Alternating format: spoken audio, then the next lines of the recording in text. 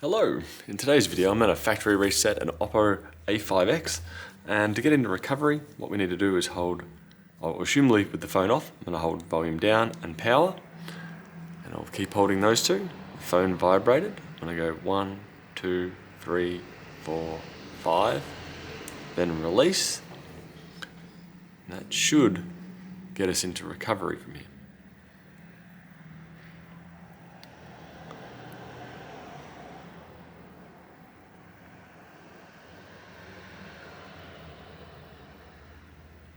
There we go.